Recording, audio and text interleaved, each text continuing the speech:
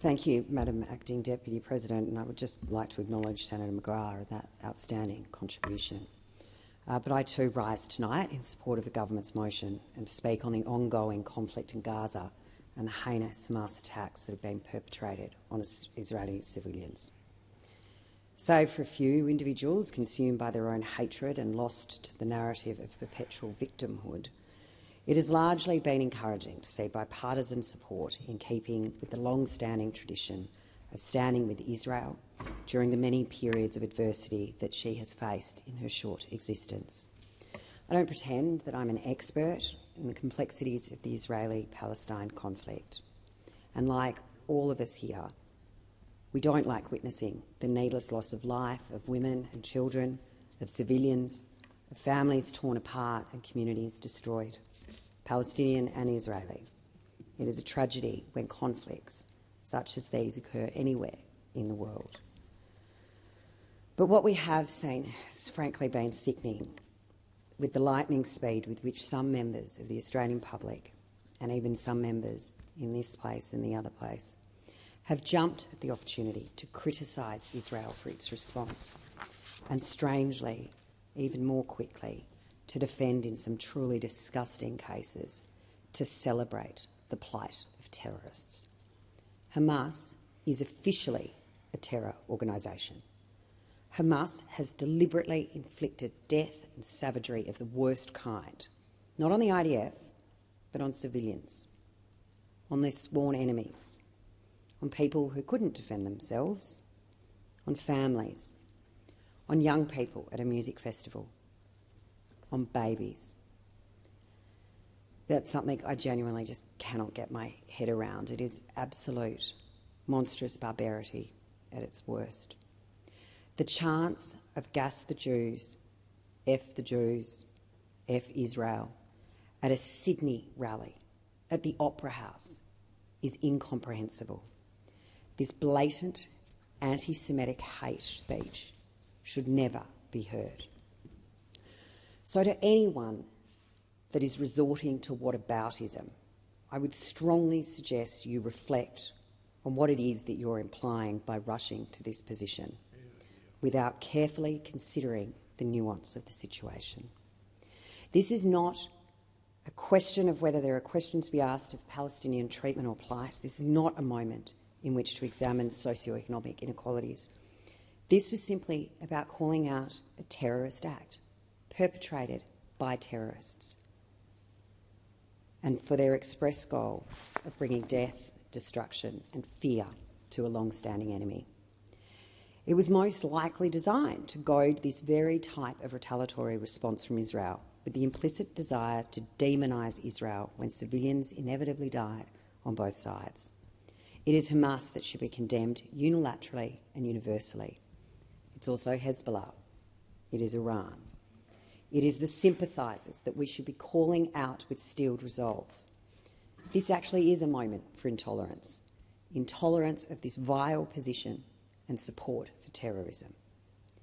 If we were so quick to shut off Russia's access to finance, to engagement in the global community, if we were so quick to condemn their war with Ukraine, how can anyone be sympathetic to Hamas? They are terrorists. These people are not simple. They're not stupid. They know exactly what they were doing. They've actually been educated by the UN, and I know many of you would be surprised to learn that the UNRWA that is embedded within Palestine, that there are anti-Semitic at heart educators who educate kids on the dislike, mistrust, hatred of and desire to eradicate the Jews. It's actually ingrained in their syllabus. And the insane part, just one part, is that the UN is aware of it and defends it by saying that many of their teachers were refugees themselves and therefore still carried the trauma of their hatred, which they now pass down to the next generation, so the conflict never ceases. Why? How? How can the UN be complicit in this? How do they support a curriculum that teaches Palestine is in fact the land of Israel? This can only be seen as supporting the erasure of Israel, a member state of the UN.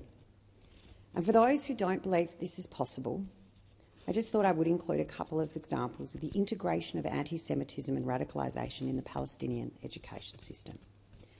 The indoctrination of Palestinian kids for Israeli hatred has been so totally kneaded into the fabric of the curriculum that even learning grammar and punctuation has some form of propaganda included. One of the schools examined in the report into the UNRWA was the Asma Middle School for Girls, where the schoolgirls were taught to liberate their homeland by sacrificing their blood and pursuing jihad. And this is an example from one of their workbooks. Read the following sentences and explain why the Hamza, which is an orthographic sign in Arabic, is written on the words. And option 3 is I will commit jihad to liberate the homeland. The school also had students examine a text called My Land. This was question 11. What are the obligations of the people of the homeland towards it? The answer, that they would defend it and sacrifice for it their blood, their possessions, and the most precious thing they have. In February of 2022, Tel Al-Awa Middle School 7th grade boys were taught a poem from the Palestinian textbook. The enemy is despicable, Palestine is ours. The departure of the occupier from our land is inevitable. We shall oppose the enemy's tanks with blood and flesh. This United Nations Relief and Works Agency Islamic Education exam asks students to mark true or false that liberating the Al-Aqsa Mosque and making sacrifices for it is an obligation of all Muslims, with the correct answer being true. Even in their studies on literary techniques and devices can you find this sort of pervasive propaganda. Example, let's explain the beauty of the metaphor in the following. The Zionist gangs sank their fangs of hatred into her pure body. This is a United Nations approved examination. But it's not hard to believe that they do that because there's also scores of teachers and educators that belong and are employed by the UNRWA that have been found to be supporting terror acts, anti-Semitism and even Hitler on their social media. I have a number of examples of that, but just to run through some very quick ones. Riyad Nima, who's a teacher with the UNRWA, he liked to post praising the gruesome Jerusalem synagogue axe and shooting attack in which 2 Palestinian terrorists murdered 5 Jewish worshippers and a responding Druze police officer with axes, knives and a gun. The translation of the post that he liked was, when they ram us, they will be rammed. When they stab us, they will be stabbed. When they hang us, they will be hanged. The axe is extra. This is Jerusalem. These are fortresses of the revolutionaries. This is the fortress of the suicide attackers and the heroes, a unique and heroic act of self-sacrifice, suicide attack, in occupied Jerusalem. The initial harvest, 7 bodies and 17 wounded. Zahar Fanous, another teacher with the UNRW, shared a video praising a teenage Palestinian boy who attacks Israeli soldiers with stones as a righteous hero. By deeming the Palestinian teenager a hero, the post is encouraging children to engage in violence. And Lababe Iskandruna, another UNRWA employee, in October of 2017, she posted a photo of Hitler with a caption calling on him to wake up because there are still people you need to burn. In the Facebook post itself, she apologises to Hitler. Notably, 3 UNRWA employees liked the post. And she also liked 2 comments by the employees endorsing the post. The UNRWA routinely minimises its staff neutrality violations on social media and in the classroom. While UNRWA insists it has a zero-tolerance policy for hatred and anti-Semitism, the agency has refused to acknowledge the more serious issue of its hiring anti-Semitic and terror-supporting staff in the first place. But to come back to the issue at hand, when Israel is surrounded by enemies on every side, when there is such deep hatred for its very existence, is it any wonder that they're able to stand proudly at all? And yet it holds on, yet it continues. And I will, like many of my colleagues, stand here every day voicing my support for one of the few Middle Eastern nations that respects the rules-based order, that's incredibly progressive. Tel Aviv is a very modern, progressive city. The IDF has serving women. Do you think Palestine or Hamas has a very welcome rainbow policy for the LGBT community? Tel Aviv does. But yesterday, in a most disgraceful action, we saw the Teal MPs, Sophie Scomps, the member for Mackellar, and Kylie Tink, the member for North Sydney, join forces with the Greens to amend a bipartisan motion condemning Hamas actions in an attempt to accuse Israel of war crimes. After all their moral posturing during the voice referendum, claiming to be on the right side of history and doing the right thing, who purport to be the moral superiors of the majority of the population, they have now shown us how morally bankrupt they are. To believe there is a moral equivalency between the actions of a terrorist organisation who brutally slaughtered 1,400 innocent Israeli citizens and the defensive actions of the Israeli state in response to this terror, to suggest that Israel must use restraint when it is Hamas itself that is hiding behind its own civilians, has exposed the true moral insanity of the Teals. And this is just another example showing how disconnected the Teals truly are in their privileged white teal bubbles in the beachside and inner city suburbs of Sydney and Melbourne.